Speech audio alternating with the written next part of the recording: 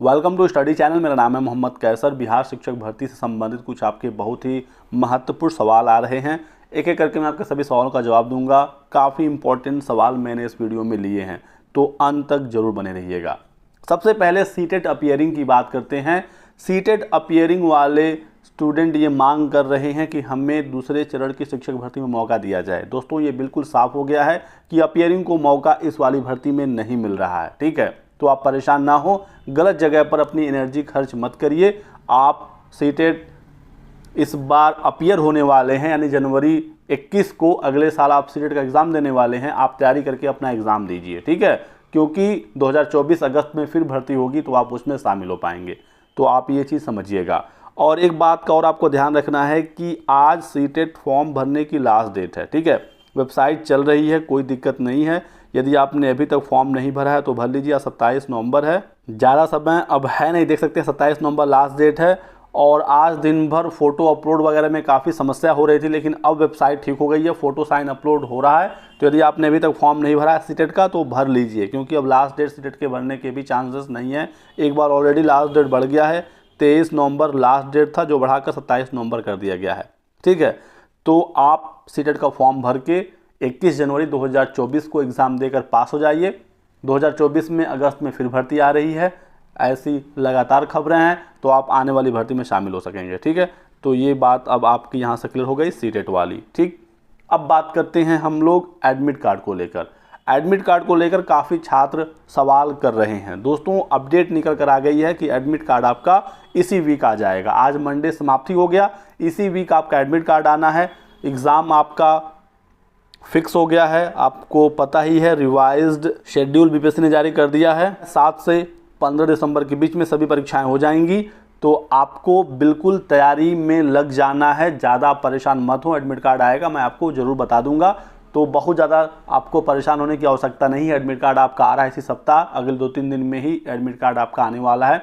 Exam city आ जाएगा पहले, उसके बाद फिर एक्चुअल एडमिट कार्ड आएगा। ठीक है, तो एग्ज़ाम सिटी जैसे आपको मिल जाता है, आप अपना ट्रेन वगैरह का जैसे भी आपको जाना है अपना टिकट वगैरह देख लीजिएगा। मिल जाए तो बेहतर है, क्योंकि ज़्यादा समय अब है नहीं।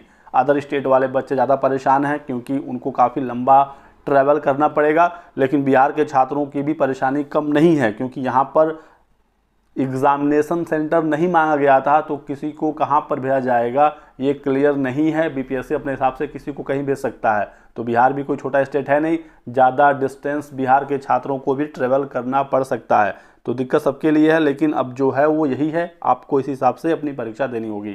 ठंडी का समय है, तो जैसे ही एग्ज़ाम सिटी आए आप अपना देख लीजिएगा कैसे आना जाना है। ठीक है, और एग्ज़ाम आपको ध्यान रखना है कि एक ही पेपर होगा। जैसे मान लीजिए आपने 6 to 8 का फॉर्म भरा है शिक्षा विभाग के लिए भी, पिछड़ा और अति पिछड़ा वर्ग कल्याण विभाग के लिए भी। ठीक, तो आपका दोनों के लिए अलग अलग पेपर नहीं होगा। 9 तारीख को देखिए गणित विज्ञान सामाजिक विज्ञान का पेपर होगा 6 to 8 का, टाइमिंग 12 से 2:30 है। तो आप एक ही पेपर देंगे 12 से 2:30 के बीच में, उसी से दोनों की मेरिट बन जाएगी, यदि आप दोनों के लिए एलिजिबल होंगे और आपने आवेदन किया होगा। ऐसे ही 1 to 5 में या तो आपने शिक्षा विभाग के लिए भरा होगा, या तो आपने शिक्षा विभाग के साथ अनुसूचित जाति जनजाति कल्याण विभाग के लिए भरा होगा। तो पेपर एक ही होगा, उसी से दोनों की मेरिट बनेगी। ऐसे ही माध्यमिक, उच्च माध्यमिक और तमाम जगहों पर होगा। ठीक है, पाली का भी आप ध्यान रखिएगा कि 7 तारीख को 2 पाली में एग्जाम है। दोनों पाली का टाइमिंग भी आपको देखना है। जैसे 7 तारीख को प्रधानाध्यापक का पेपर 10 से 12:30 के बीच में, और संगीत कला वाला पेपर जो 7 तारीख को है ये 2:30 से 5 के बीच में। इसके बाद 8, 9, 10, ठीक है, उसके बाद 14, 15 ये सभी परीक्षाएं एक पाली में होंगी। लेकिन ये जो एक पाली का समय है ये भी बिल्कुल अलग है। एक पाली का जो एग्ज़ाम है ये 12 से 2:30 के बीच में, यानी कि माध्यमिक, उच्च माध्यमिक 6 to 8 और प्राइमरी का जो पेपर है वो 12 से 2:30 के बीच में होगा। ये आपको ध्यान रखना है। और पहले दिन का पेपर प्रथम पाली 10 से 12:30 और द्वितीय पाली 2:30 से 5 के बीच में कराया जाएगा। ठीक, तो ये आप समझिएगा।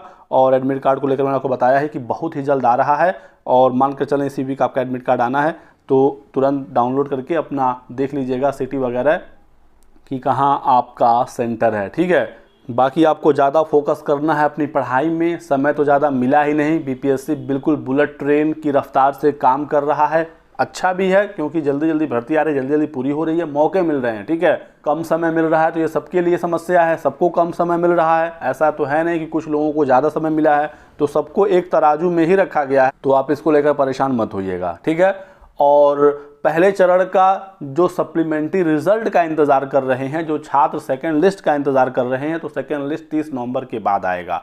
30 नवंबर तक सेकंड लिस्ट नहीं आ रहा है, ये खबर निकल कर आई है। कल बीपीएससी और शिक्षा विभाग के बीच में एक अहम बैठक भी होने जा रहा है, तो उसमें चीज़ें और स्पष्ट होंगी। लेकिन 30 नवंबर के बाद यानी दिसंबर में सेकंड लिस्ट आएगा। सेकंड लिस्ट भी आना क्लियर है, तो आप इसको लेकर परेशान मत होइएगा।